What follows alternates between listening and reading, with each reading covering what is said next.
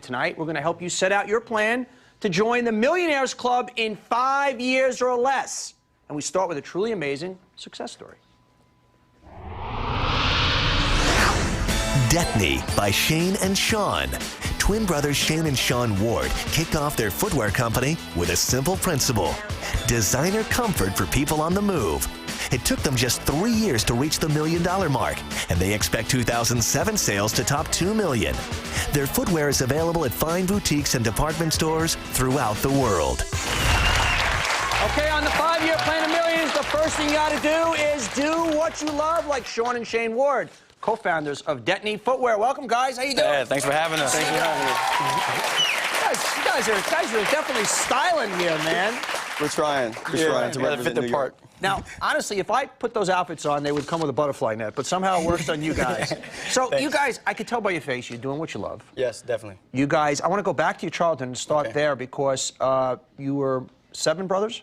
7 kids, 7 kids. 5 boys, 2 girls. And what mom raising as a single mom? Yeah, she moved us from Cincinnati, Ohio to Detroit, Michigan all by herself. So, you know, it was us 7 and my mom just going to a new city, you know, kind of crazy, but we made the most of it. And what was she doing to support 7 kids?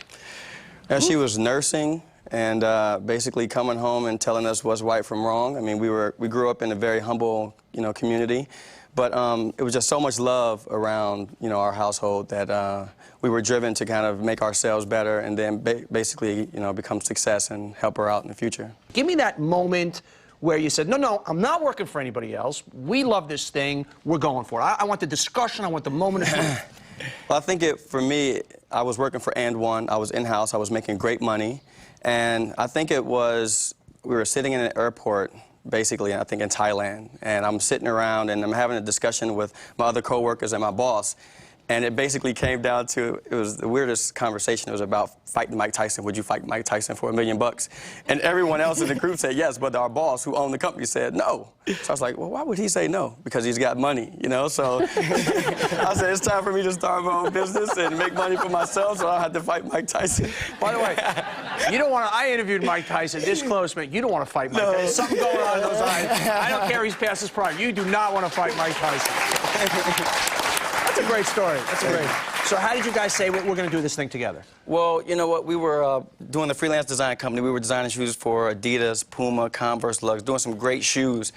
And, you know, we were making these great shoes. We would see people wearing them, but we had no ownership after it. We would just pass it off to someone else. And we knew we could make a good living for the rest of our lives doing this, but to really go to the next level, to make millions and take care of my mother, which has been a dream of ours forever, is to buy her the dream house. So we said, you know what, we have to go out on our own and do this. And we sat down and we started going through names and what means the most to us. And we came up with Detny because it was where we're from, Detroit and New York. And we said, you know what, let's do it. I'll take care of the business, you design, and let's take it to the next level. But you got you're making, see, that sounds easier said than done because you're making good salaries. Exactly. Where's that saying, okay, I'm going to not get a paycheck next week. We're going to go into some little closet someplace. How did you have the wherewithal, or how did you put the steps in place? Because obviously that's step one. Yeah, my brother, he's an incredibly smart guy. He did some research. The first thing that we wanted to do was find out if we can get a mentor in the business, because we knew that if we had a great mentor, it would prevent us from making a lot of mistakes. So we sent out basically a big mass email to maybe 20 people to say, hey, can you be our mentor? We want to start our own business. And just slowly but surely, you're going to be lucky if you get, you know, 1 or 2 people that's going to help you out. My brother put together a business plan. I put together the designs. We had contacts overseas with the factories and so forth. But our biggest hurdle was, how do we raise the money to start this? Because we weren't going to have the salaries coming in. So my brother put together the business plan about how much money we were going to need over the next 5 years and presented that to our bank to get a small business loan. And they gave you the loan? Yeah, they gave us a loan. That was the biggest breakthrough. But even before that, we said, you know what, we're not going to have salary, so we should at least save up 8 months' worth of living expenses. So I took all the cash out of my 401k. I took a second loan on my house, emailed all my good friends and said, hey, man, I know you love me. I love you. Can I borrow 10 grand? And we put a little contract together. We said, if you let us borrow this amount, we'll pay you back in a year or 2 with this much interest. And we seriously went everywhere for money, and we just said, you know what, if we're ever going to do it, let's do it now. So now you're off the ground here. Yes. You got some money. How'd you make your first sale? Oh, wow, that was, first thing was crazy coming up with the shoes, but we finally got the samples made. And my brother and I, we're not salespeople by nature. A lot of people who start their own businesses aren't salespeople by nature, but there was no employees, so we had to do it ourselves. So our mentor helped us get an appointment, and we went seriously just knocking on doors, doing cold calls, and asking people, you know, we designed all these great shoes for other companies. Can you just look at the collection? Not even, we want to sell these shoes to you. Just look at it, give us some feedback. So we went with a humble approach, not being too pushy, and we just went door to door and started knocking, and we got our first sale here in New York City. So the theme of tonight's show is, you know, your first million in 5 years. Yes. And we're just picking a benchmark, but that is kind of an interesting benchmark. So when you guys hit 5 years now, you're past 2 million. When you hit that first million, what did it feel like? Well, it's funny because when we looked at, we're going to be a business when we have our first shoes on the shelf. That's when we became a business. But then when you make your first million, it's like, okay, now we felt like we were a company, and our dream was fulfilled. Like we were really on the playing field with these Kenneth Coles of the world. So, you know, when you, as an entrepreneur, you make your first million, you're like, yay, but, you know, you probably spent, you know, $1 million, you know, along the way.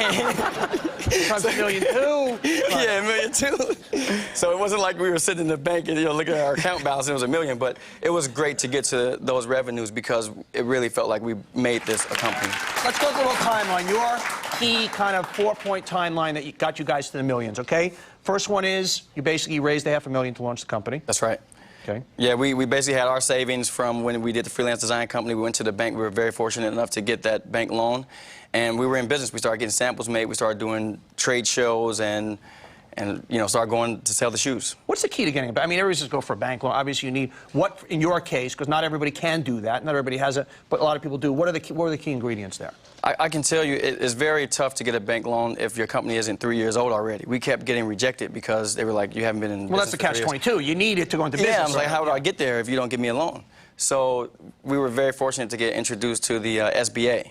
And Small Business Administration, and they support small emerging companies that are just starting off. And we were able to go to our bank, talk to the SBA rep, and we were then able to get the loan. Yeah, guys, it's amazing. These guys are here. It's an organization that's really helped to, it's built for this catch-22 situation is, well, of course I don't have the money, I don't have the business yet, that's why I need the money. That's great. The second benchmark was?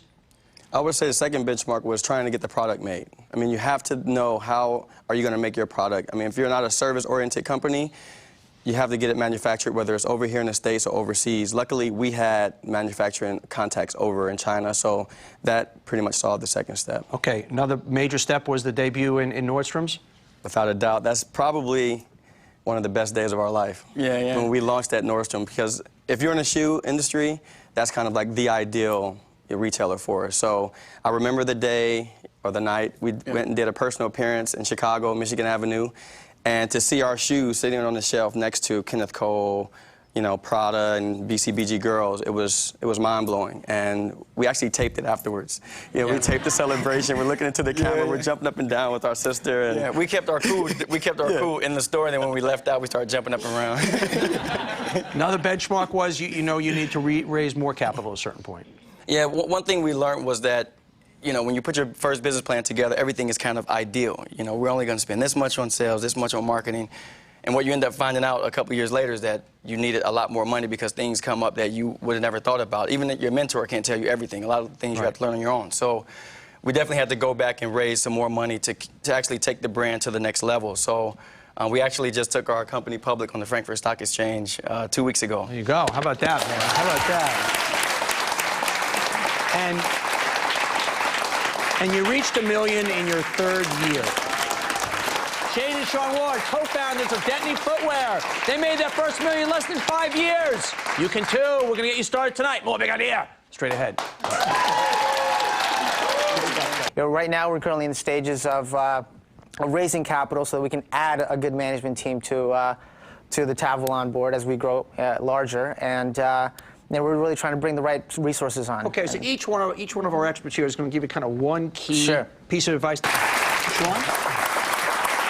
Well, I would just like to use our company as a real-life example. We really had to let our target consumer know what made us different, building really sexy shoes that are also comfortable.